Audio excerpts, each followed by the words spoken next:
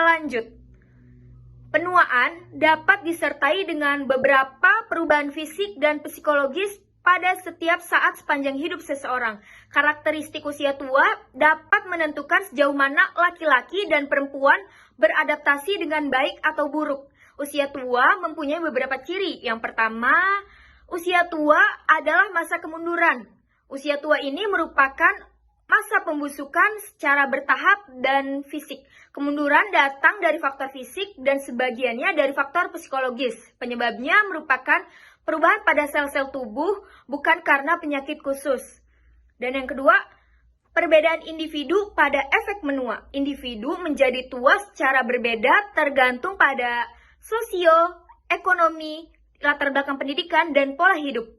Perbedaan ini menyebabkan individu dapat bereaksi berbeda. Dan yang ketiga, usia tua dinilai berdasarkan karakteristik yang berbeda. Menurut mereka, remaja menilai usia tua sama seperti orang dewasa, misalnya dari penampilan dan apa yang boleh dan tidak boleh dimiliki. Yang keempat, stereotip yang berbeda-beda terhadap lansia. Banyak yang berpendapat tentang stereotip orang pada usia lanjut. Stereotip yang paling umum itu cenderung menggambarkan dan diartikan sebagai orang atau usia yang tidak menyenangkan. Dan yang kelima, sikap sosial terhadap usia. Pentingnya sikap sosial sangat berpengaruh dalam memperlakukan orang usia lanjut. Dan yang keenam, para lansia berada pada posisi minoritas. Banyak fakta yang menyatakan bahwa seiring bertambahnya jumlah lansia, maka status lansia yang termasuk dalam kelompok minoritas menjadi terbatas dalam berinteraksi dengan kelompok lain. Yang ketujuh, penuaan memerlukan perubahan peran. Sama dengan individu dewasa yang harus belajar memainkan peran baru, orang yang lebih tua pun demikian. Akibat sejumlah faktor perubahan, masyarakat usia lanjut tidak mampu lagi untuk bersaing dengan generasi muda di bidang tertentu. Dan yang terakhir, yang ke-8, adaptasi yang buruk merupakan ciri usia lanjut. Kaum muda mendominasi aktivitas sosial, sementara orang tua hanya ingin mengurus keluarga mereka dan menghindari rasa sakit atau ketidakberdayaan. Tugas perkembangan usia lanjut. Sebagian besar tugas di hari tua berkaitan dengan kehidupan pribadi dibandingkan dengan kehidupan orang lain.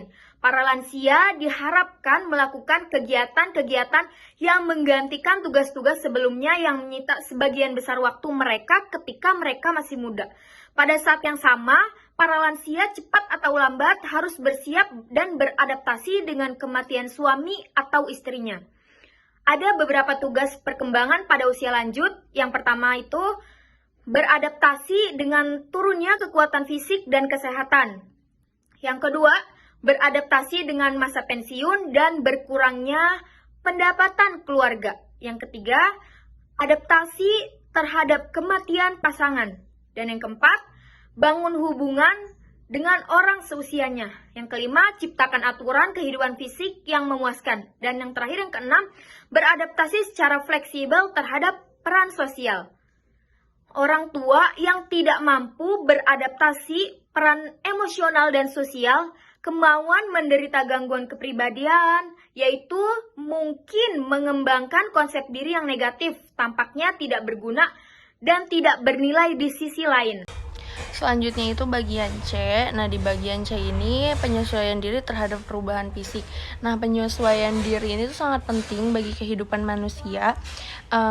Penyesuaian diri juga muncul ketika adanya kebutuhan, dorongan, serta keinginan yang harus dipenuhi oleh suatu individu. Termasuk saat individu mengalami suatu konflik yang memangnya harus diselesaikan.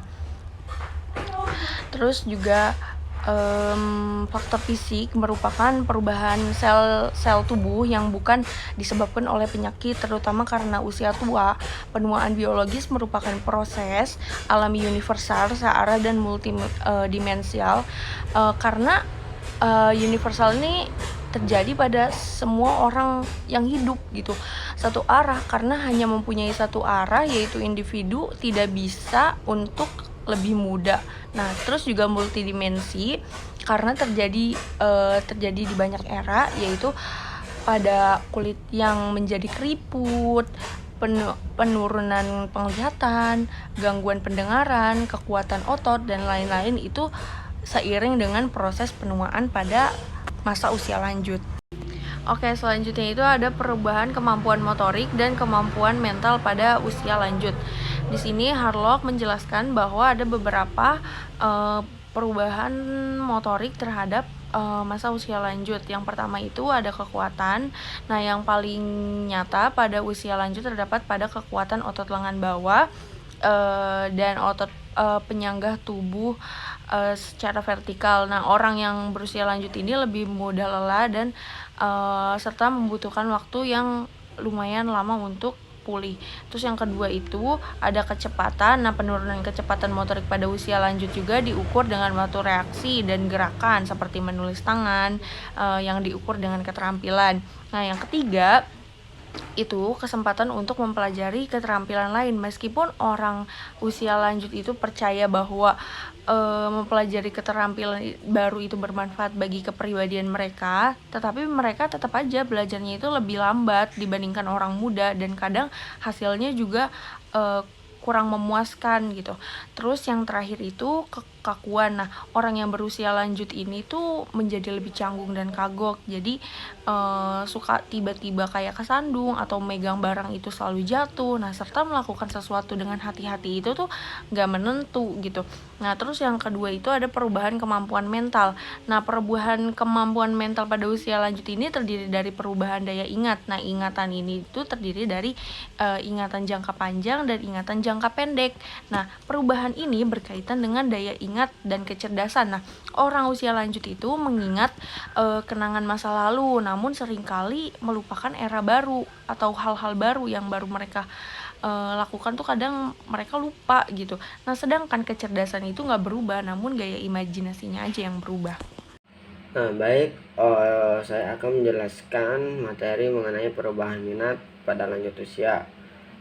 Nah, perubahan-perubahan yang dialami oleh lansia sesuai dengan kepentingannya masing-masing mempengaruhi gaya hidup lansia itu sendiri. Oleh karena itu, lansia memerlukan motivasi yang tinggi untuk selalu menjaga kebugaran jasmaninya agar tetap sehat jasmani. Adaptasi terhadap usia tua sebagian besar dipengaruhi oleh perubahan minat dan keinginan secara sukarela atau terpaksa. Ketertarikan pada lansia biasanya diwujudkan dalam bentuk minat pribadi, waktu luang, dan keinginan sosial. Nah, ada 6 ketertarikan atau 6 minat yang akan dialami oleh usia lanjut. Nah, yang pertama, ketertarikan pada diri sendiri. Orang lanjut usia bisa menjadi sangat egosentris dan egois, lebih mementingkan diri sendiri dibandingkan orang lain, dan kurang memperhatikan keinginan dan hasrat orang lain. Yang kedua, minat terhadap penampilan.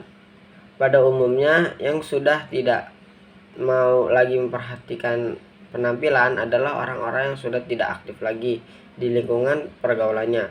Sedangkan lansia yang masih aktif dalam kegiatan sosial berusaha untuk semaksimal mungkin untuk memperhatikan penampilannya. Ada faktor yang mempengaruhinya juga. Yang pertama yaitu status keuangan dan tempat tinggal.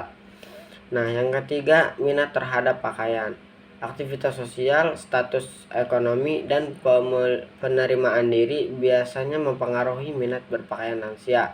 Sebagian orang masih menyukai pakaian vintage dan beberapa orang tidak bisa menerima penuaan. Minat lansia dalam berpakaian juga mempengaruhi kinerja lansia itu sendiri dalam beraktivitas sosial di lingkungannya. Nah, yang keempat, minat pada uang.